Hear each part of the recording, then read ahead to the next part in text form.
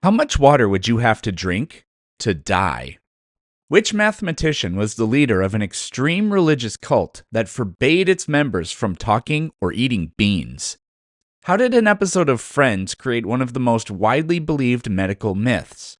The answers to these questions and hundreds more can be found in my new book, Facts That Aren't True. Link in the description.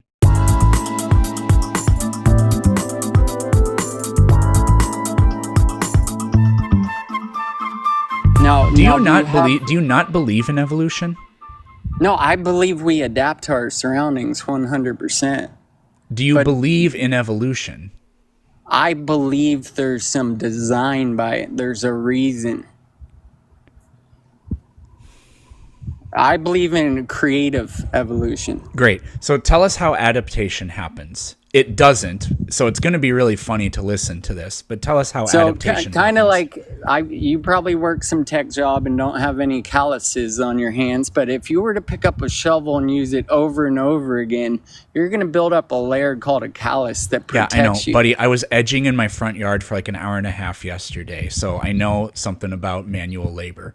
You don't got to tell us what you do in your free time, but if you're edging... I was edging in my front yard because the grass was growing into the lava rock landscaping, so I edged it and put up some plastic landscaping stuff. So I was edging in my yard for an hour and a half. There's new age edging. Sorry about that.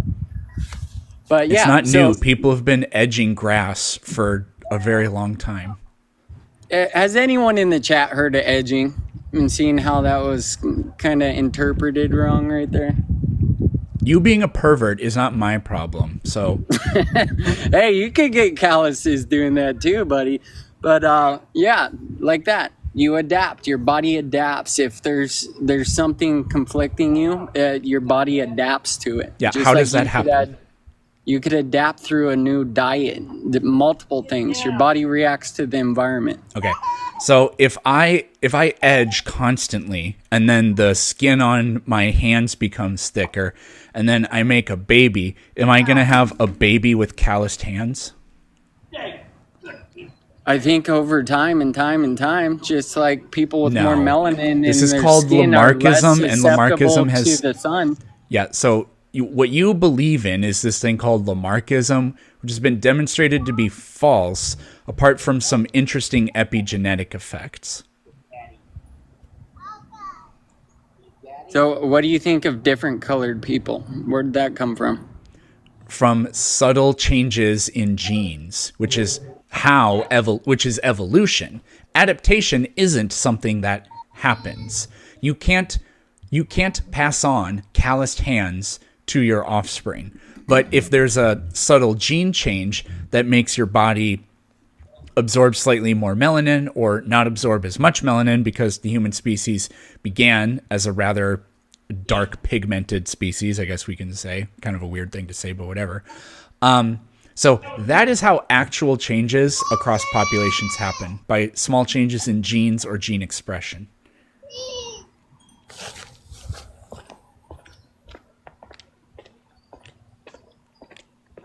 So that's what I was saying with adaptation.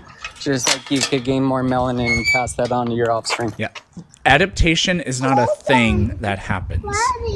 You can't, if I tanned every day, if I had an identical twin and I tanned every single day and he never tanned once, and we both had children with two sisters who are also identical twins, then my children would not be darker than my identical twins' children.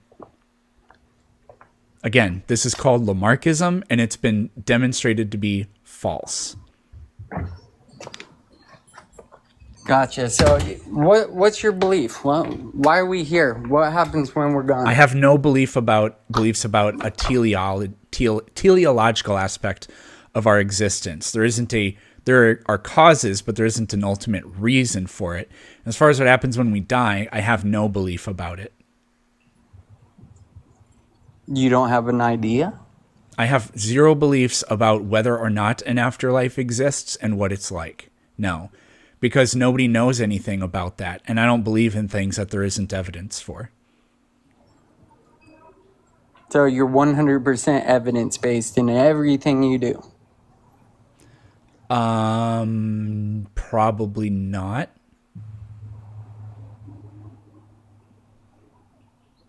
So you do have some faith or trust in your life in most everything you do. As I go about this world that I have an experience with, there are things that I encounter that I've never encountered before or run into, and I have ideas about how they might go.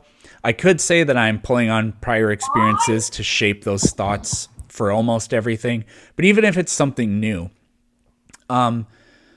I you could call that faith, but I think that's a little bit silly. I don't have faith in things. I don't have thoughts at all about things that we have no clue about whatsoever, like if there's an afterlife and what that afterlife might be like.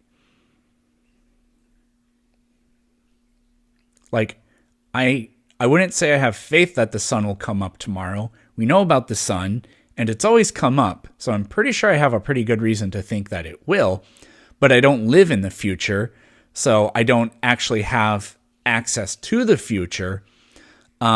So David Hume maybe would call that faith, but I wouldn't.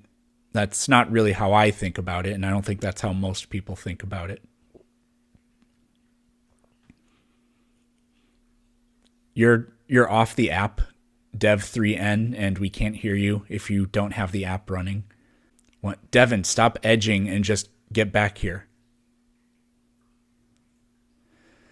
Okay, well, you have a good time.